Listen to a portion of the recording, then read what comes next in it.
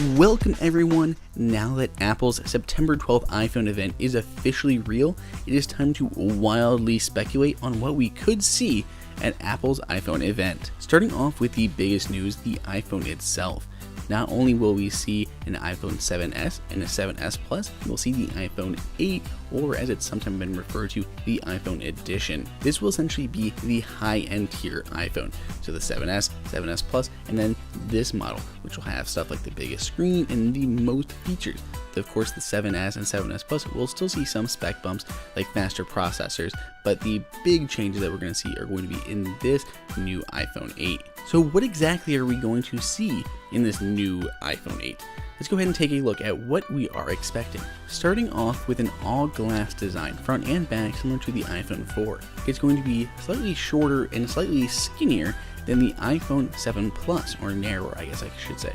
Of course, all new internals like the A11 processor or an A11 Fusion processor and more RAM. Of course, you see along the top, the cameras are now vertically aligned, and hopefully we'll have some spec bumps as there as well with 4K video at higher frame rates, and of course, wireless charging to accompany the Lightning port on the bottom. Give the phone a big 180 and take a look at the front of what we expect it to look like.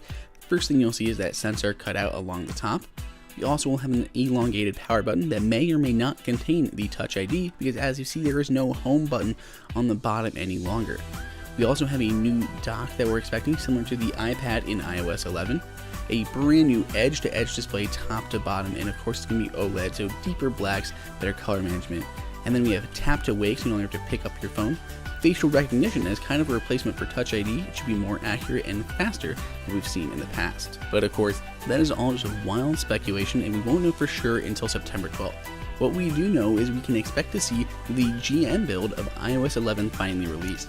There are tons of new features, including the new Files app, drag and drop. There's on iPad at least, there's Control Center updates that are completely redesigned and customizable, brand new App Store, as well as similar refreshes to other app stores like the Messages App Store and the Apple Watch App Store, where there's literally like a feed of news and stuff that you can read to bring you more in there and closer to the developers that are creating those great games and apps that you use every single day. Of course, one of the bigger features is ARKit.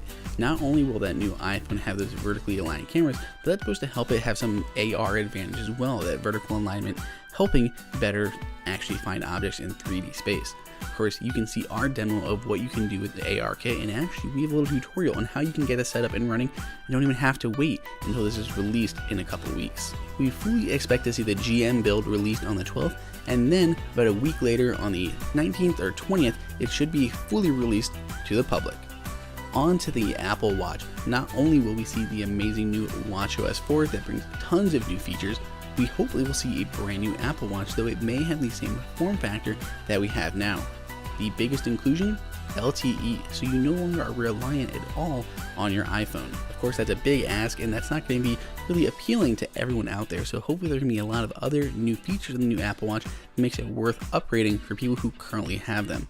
One thing we still have not heard a lot about is smart bands. Again, just not something we've heard a lot about lately, though it still could be in the works. One of my favorite underutilized devices is the Apple TV, and we hopefully will see a brand new model at the September 12th event.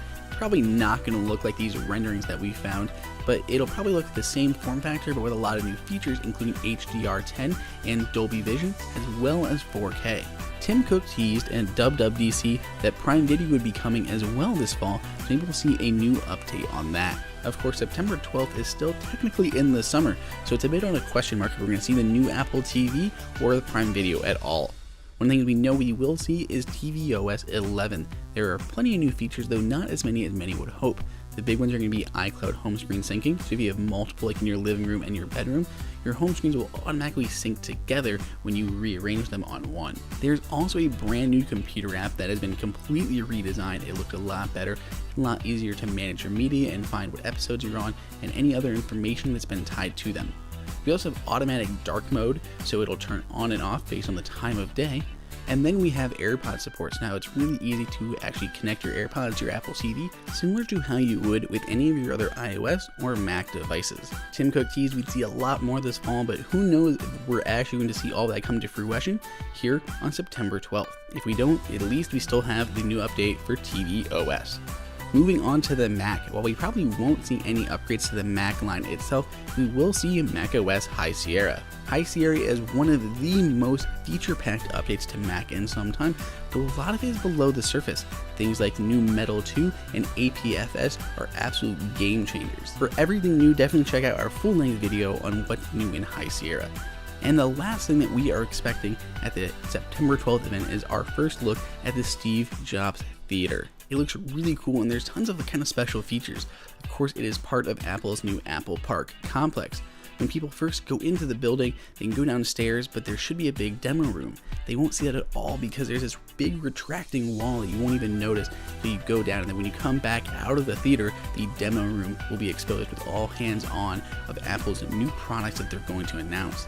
There's also a new custom elevator that goes down from the first floor to below that'll actually twist and turn as it goes down so that you don't have to have doors on both sides and turn around awkwardly inside the elevator like you do in every other building. So that pretty much wraps up everything we expect to see at the September 12th event. Let us know down in the comments if there's anything that you think we're going to see or that you're really excited to take a look at. Make sure you subscribe, give us a thumbs up. And until next time, it is Andrew for IDB.